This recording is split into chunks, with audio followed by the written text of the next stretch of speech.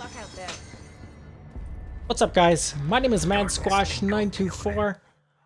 Welcome back to another episode of Control. Part, what, 29, I would think? Or, no, that's not true. What part is it? 23, 22? Hold on, I can check. 23, I forgot. Sorry. I just wrote it down and I already forgot. But, you know, sometimes you forget. But we have to discover what this dark place is. And, it looks like it's gonna be, pretty fun to do, I would say. We're just clearing out this inventory first a little bit, so it's a little bit less hodgepodged. Because I don't like the hodgepodge. No hodging and podging. Right? Right. So, but we also have to go and find this, slide projector dimensional thing, which is apparently in the ashtray maze, and we know that the ashtray maze is important for near the end of the game. So I'm just gonna take a look at whatever this is. Faden rides the elevator. Darkness engulfed the elevator. There was something there. Oh, it's Alan Wake. Jesse Faden could hear it. A call. It was faint, reaching for her from a dark place. Faden was sensitive to visitations. She had them all the time. From her guiding star. You know, one thing we gotta do at some point is play the Alan Wake games, and I think we will do that relatively soon. At least the first one. But it's cool that Alan Wake and this franchise is apparently connected in some sort of way, which I didn't know that going into this game. And the previous director. She was the perfect receiver. As if she'd been made for this. Faden paused to feel it. The force at play here. It was changing things around her, subtle. Trying to make her act. Faden didn't like that. Her guide felt it too. Polaris didn't flare up in defense as with the hiss. So it wasn't all bad. Not a hostile transmission. It was powerful, but it was coming from far away. And made weak because of the distance. It was a distress call. Faden sensed a drowning man. A man desperate to escape. She sensed something else too. A hunger in the dark. Not unlike the hostile resonance. Waiting. She knew that desperate acts can have grim consequences. It was this, more than the man's despair, that made her follow the call. The elevator lights winked back on. The darkness receded like a memory. There was a new button on the elevator control panel. Investigation Sector. Faden pressed the button. The elevator doors slid shut with practiced bravado.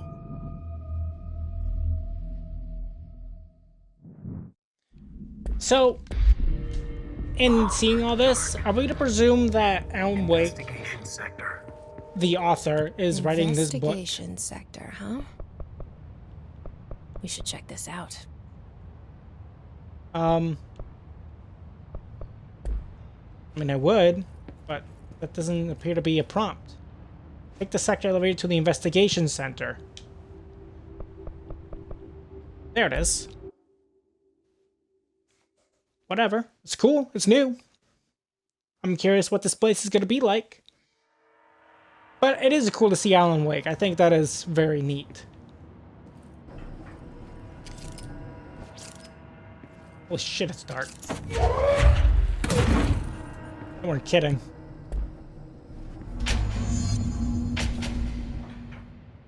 Explore the investigation sector.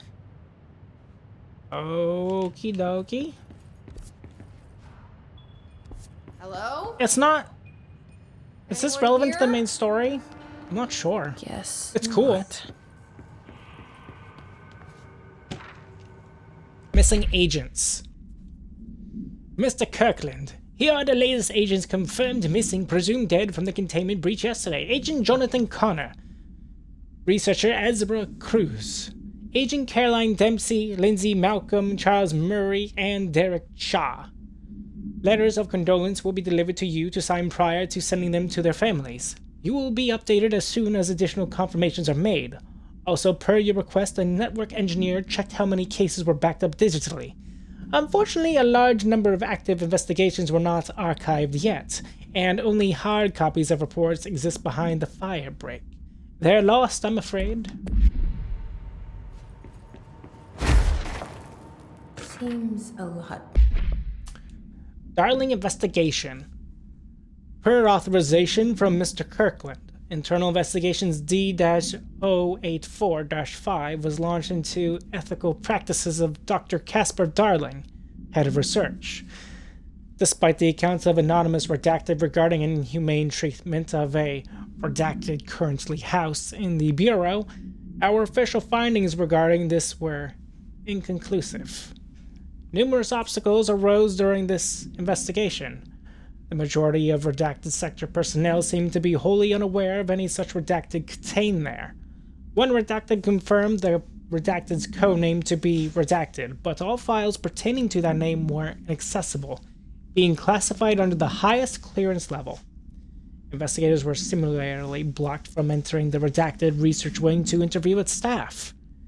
The matter was further complicated by the lack of clarity on whether non-human paranatural entities warrant humane treatment. While this investigation cannot address any charges against Dr. Darling, we do recommend an investigation into redacted research. Refer to file 9-82-0136 for full report. More crowded than the rest of the Bureau. Casey Inquiry. Mr. Dennis, a request came through recently from an FBI agent asking for all our files on Bright Falls, specifically on the disappearance of the author Alan Wake. Yes, per the interagency information exchange agreement, I had some paper pushers gather up a folder of all the pre-approved files. Don't worry, all the inappropriate material is either missing or redacted. But I'm writing to you to let you know that we received this request from a special agent named Alex Casey. Sounds familiar, right? That's because Alex Casey is the name of the fictional detective in those hard-boiled crime books Alan Wake wrote.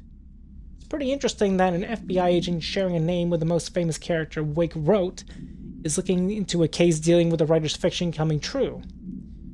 I think this is worth looking into, but what's your opinion?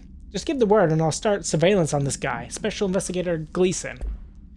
It's also possible that it could be the same universe as Alan Wake, and his book and such things were objects of power, similarly to everything else in the old house. It's possible. Tractor supplement. Note, miscommunication led to a coroner examining the body of William Bureau, who was Caucasian and 33 years old, found dead on his property per police report. Remains obtained for a coroner's office also include blood, urine, bile, stomach contents, and bone fragments. They found blunt force injuries to the head, lacerations to the left ear and cheek, more blunt force injuries to the extremities, a dislocation right knee, and a complete avulsion of the right upper extremity with associated fracture of the proximal right humerus. There was also extensive trauma in the abdominal region and complete avulsion of multiple organs, including stomach, heart, liver, pancreas, kidneys, and portions of a large and small intestine, all missing from the scene. It is my opinion that Mr. Bureau's death is not the result of a mechanical accident as claimed by authorities. The removal of organs is consistent with animal attacks. This is dark. This is called Dark Place. Resignation letter. A lot of letters in this episode, but that's okay. I like the story. The story's interesting. Redacted of Redacted 2019. To whom it may concern, it is with great anger and regret that I tender my resignation as head of investigations for the Federal Bureau of Control. I do this in protest of the rampant disregard for my department's redacted. My staff cannot continue to work in these conditions. Previous requests and warnings have fallen on deaf ears, so I must now rely on my actions to speak louder than my words ever could. I blame the situation on our redacted, who has routinely ignored my requests for assistance in claiming the parts of the investigation sector lost to the redacted loose inside. I will never forget the screams of brave agents begging for us to open that firebreak. I will carry that shame for the rest of my days. The Redacted has failed his agents. I shall never forgive him for that. Sincerely, William Kirkland. It's not working. Clearly. Probably a loose power core somewhere. Staffing issue. Mr. Dennis. So yes, there is an increase in AWE cases, and yes, it would be a good idea to put together a special task force to examine exactly why that is. However, it seems that a tiny little detail has slipped through the cracks. We don't have the damn staff. If you expect us to detect, investigate, and process more AWE cases, you need to give us more people. It's simple math. Between the staff we lost in the Hartman thing and the ones who left for the other departments after Kirkland quit, we're barely managing to keep up with the workload. Hell, just filing the paperwork for all the altered items we left behind in this sector have been an ordeal. Another thing, and this is going to sound paradoxical, but we have an overcrowding situation. This lobby isn't meant to accommodate a whole sector's worth of staff. We put forward a motion to move investigations to a more suitable location months ago. It's better not to still be sitting on your desk. The people are getting restless, and as a Kirkland interim replacement, it's your job to handle it. Best regards, Agent Grayson.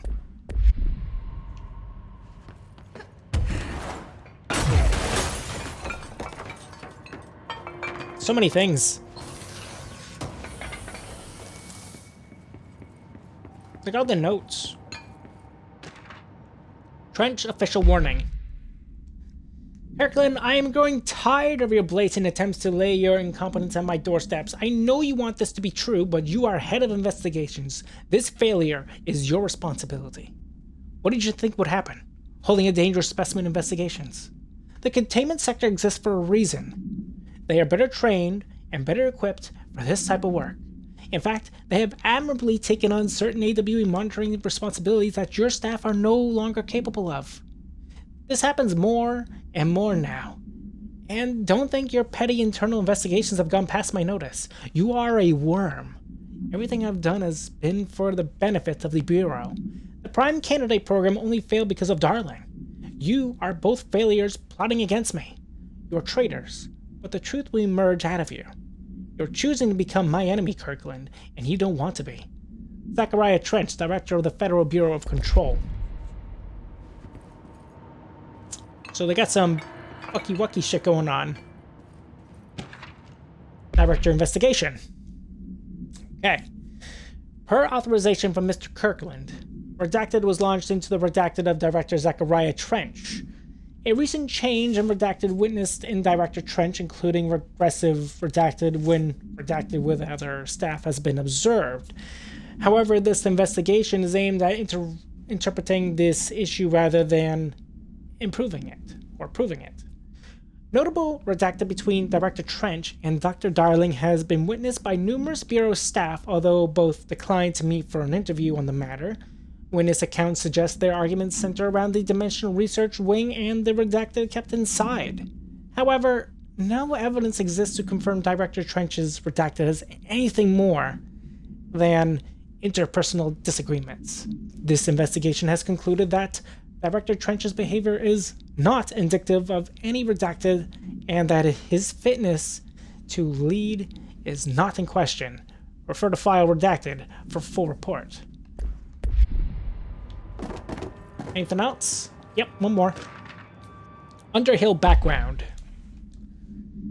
Dr. Rhea Underhill is a professor at the University of Woodrow in the United Kingdom, where she teaches biology with a focus on botany. Dr. Underhill once worked with the Bureau as a parabotanist, stationed in the research sector of the oldest house. She served with no incidents or demerits, and is praised by those who formerly worked with her, including Dr. Darling. Dr. Underhill has no known connections to paracriminal organizations or any record of breaching her NDAs since leaving the Bureau. Her civilian behavior has been ideal, with the exception of an ongoing personal relationship with Dr. Darling that appears to have begun during their time as co-workers in the research sector and revisited intermittently ever since. Depending on the duration of her work in the oldest house, it may be required to have both parties sign a relationship clearance form. This investigation has found no compelling reason to deny Dr. Darling's request to offer Dr. Underhill an interim position with the aim of finding a solution to the mold threshold issue. Refer to file 7-08-5286 for full report. So he's also having a relationship. Okay. Is that not cool then? Cauldron Lake update. To Chief Investigator Dennis. It happened again. Third time this year. Something certainly has it out for Redacted. Could be raccoons. The locals certainly complain about them enough. But why the hell would raccoons keep doing after a monitoring station? It just doesn't add up. Anyway, I got a Bureau tech going to the site next week to take a look. Next on the list of recurring problems is the staff at the lake house on the research station. How am I supposed to effectively keep an eye on Redacted Lake if they won't let me see any data? Hell, I don't even know what they're researching out there. We need to petition them again to share their info with the investigations agents. It's only a matter of time before this Redacted hits again, and I want to be prepared. Anyway, if anyone at HQ asks why the Bright Falls report is a little thin this month, tell them it's because we couldn't take any readings. In the meantime, I might invest in some raccoon traps. Sincerely, Agent Estevez.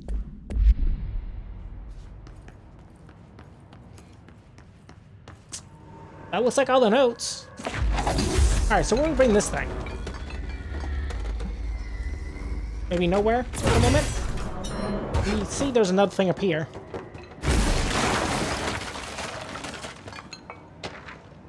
Ethics investigations.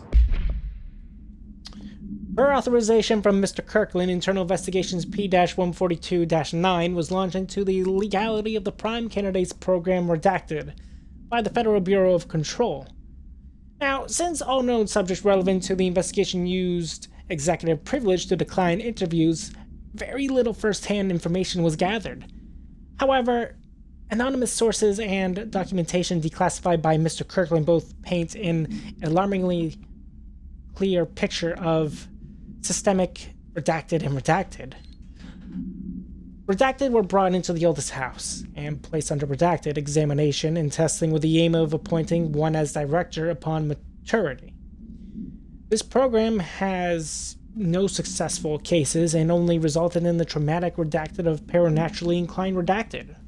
Not only is this thin in breach of the Ash Act, but it flies in the face of basic human Redacted.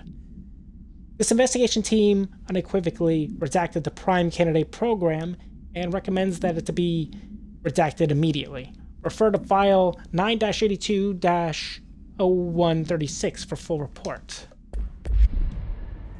So much reading in this episode, huh? Look, there's another one. Tractor procedures. Okay. Frank Elk Tractor, olive green. Dry blood on the grill was last seen. Item is capable of vocalizing responses or growls. And unmanned locomotion, considered highly aggressive and dangerous. So it's an object of power, then? The item first came to the Bureau's attention after the death of William Bureau, owner of the Bureau farm outside of Trenton, Texas. Local authorities arrived on scene after an employee found the mutilated body of Mr. Bureau beneath his tractor. Police arrived, but were immediately driven away by the tractor. Panic calls to the federal authorities were intercepted by Bureau communications staff. A team was dispatched. Upon arrival, the agents approached the item. It responded by growling like a bear. 3 agents were injured when they tried to detain the item, which escaped. Aerial searches for the item are ongoing. Speaking to Mrs. Bureau only revealed that she had a domesticated altercation with Mystery Bureau earlier that night of the incident. Whether these events are connected is currently unknown. So right now they're actually trying to find a object of power, and it's a tractor. Is what I'm hearing. Now that gate should open. Anything else over here? Yep. Keystone inspection. Mr. Kirkland, we stopped at Keystone on our way to target AWE like you asked. I'm sending my report directly to you to try and keep a lid on this Grootman Morales desertion issue. We didn't find any sign of them here. Given their records, it is possible they've switched teams like you suspected, but I don't think that's the case. An event definitely occurred here in Keystone, and I think Grootman and Morales got caught up in it. The entire population has vanished into thin air. Reminds me of the Ordinary case. But that was just the adults, if I'm remembering the file correctly. This is different. I think our casualties, not traitors. If it was an AWE, it seems to be over. We walked through the whole town, and only the strange thing we noticed were markings on various buildings. 2 overlapping circles with a dot in the shared space. Could be unrelated. I'll show you the pictures when I get back. In the meantime, you should send a team out here to cordon this place off and maybe get the comms guys working on our cover story. Sincerely, Agent Keenum. Okay. Let's progress. A lot of notes were discovered throughout this whole initial area. There was a lot. Which I didn't hate. Looks like there's one more.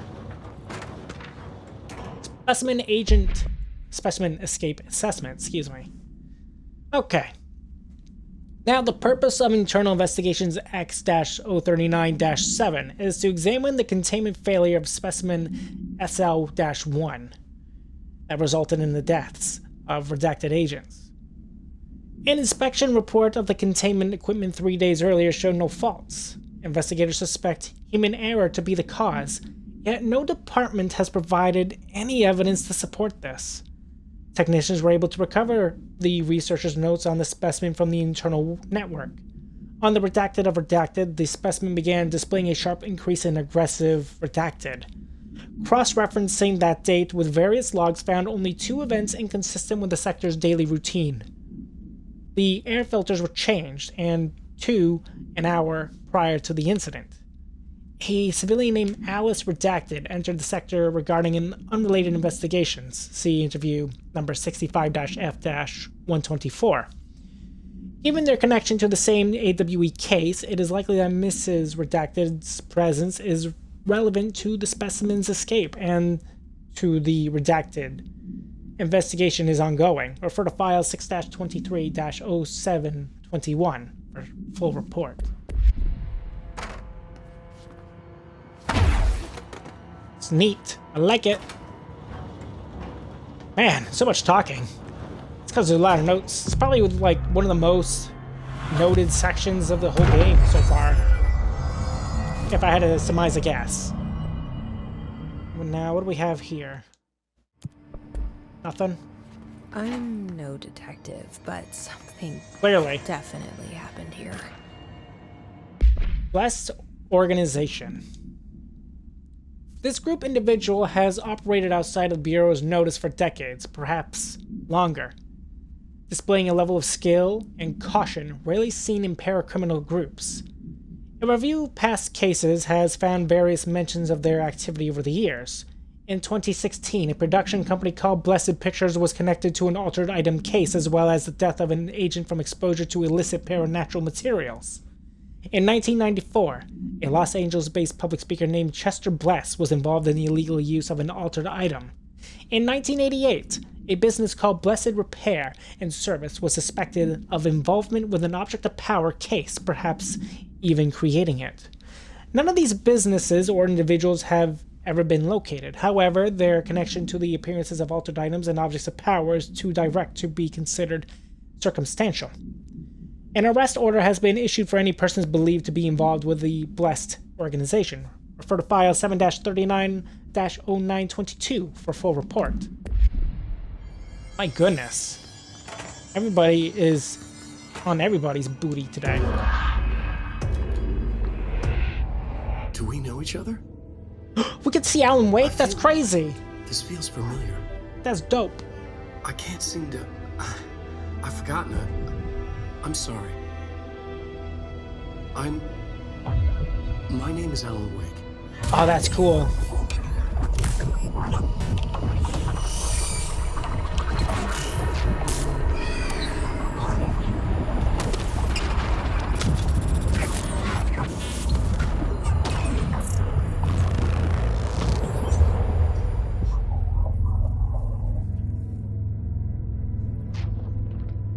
Who are you?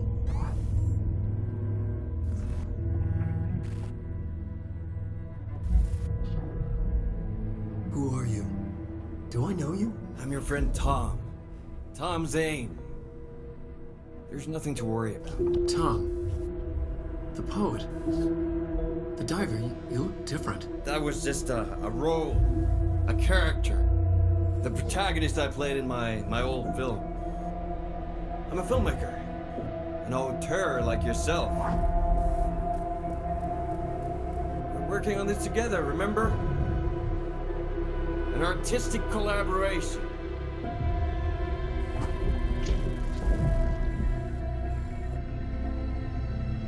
You need a drink.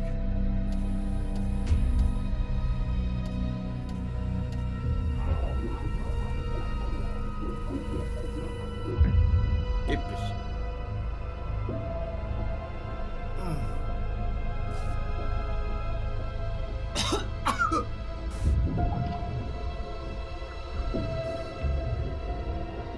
Endless.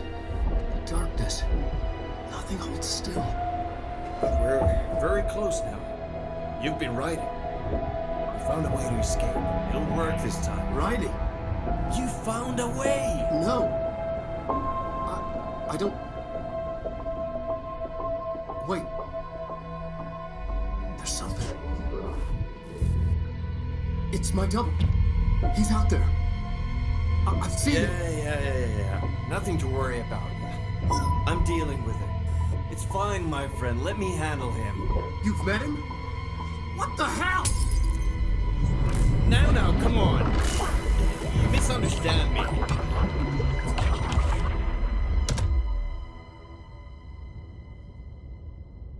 That was cool. I really like that. That was the Alan Wake? The famous writer? So He dope. disappeared years ago. It was all over the news back then. So yeah, that means this is the Thomas same Zane universe. was with him. The poet. No, wait. He was a filmmaker. I always remember that wrong. So, to me, that tells me Alan Wake was dealing with an altered item as well then. In some way or notion, if I was to surmise a guess. However, I don't think he knew about it. And the player didn't really know about it either then, if that is true. Oh, that's really cool. I really like that. You know how much that it makes me want to play like Alan Wake, just the first one again. I haven't played Alan Wake 1 in so long. It's been a long time. But they have a new version of it. Well, it's not that new, but an Xbox One version of it that I was thinking about Let's Playing for you guys, and I think I'll probably do that sooner than later. Just because I think it's really cool. And especially with the second game that's been out, and people really like the second game, and I haven't played it before. So, I think that'd be a fun one to play for you guys. But I didn't realize it was part of the same universe. The same franchise. And that's cool. Dr. Emil Hartman. Dr. Emil Hartman was desperate. The Federal Bureau of Control had stolen his life's work. This was his last chance, his final experiment. What he'd been too scared to do before. Hartman dove into the lake, was taken, devoured by hungry darkness, became the thing that had been Hartman. Only an echo of him remained, fragmented impulses on autoplay, violent, bloodthirsty darkness in the driver's seat. Emerging from the lake, the thing was captured by the FBC, brought in, contained, studied. The thing broke loose, killed everyone it could. The FBC fell back and sealed the sector. The thing was alone in the dark, lurking, roaming, waiting. Then something else came. Not darkness, but similar enough. A sound. A resonance. It shouldn't be a surprise. If there's one, why not another? The darkness inside the thing could have been immune, could have resisted, fought, could have been passed by, passed through with no effect. But it didn't, and it wasn't. Maybe it had grown weaker over time, not aged. It was timeless, but weaker with no link to its source. A metamorphosis followed. The thing that had been Hartman went through another change.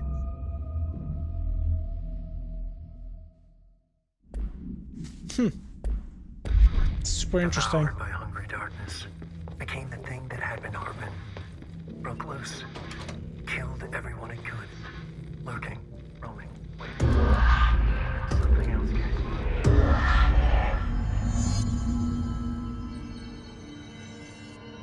Cool.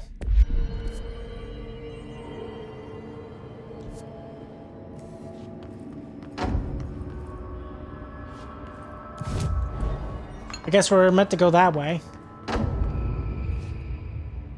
But I do think this is probably a good spot for us to end today's episode of Control. Hope you guys all enjoyed today's episode. If you guys have, make sure you guys have a like, a comment. Tell me what you think of today's episode, of course. And if you're new to my channel or have been watching me for a little while and you haven't done so, feel free to subscribe to me, Mad Squash 924 over on YouTube, where my channel is right there. And don't forget to ring the bell to get notified for when a new episode comes out. On the next episode, we're going to explore further into this dark place. And maybe we'll see more about Alan Wake on the next episode, and I think that would be really cool. Again, I think doing the Alan Wake games at some point in the future is something I would like to do for you guys. If you guys are interested in that, feel free to leave that down in the comment section below as well. And I'll see you next time. Bye-bye.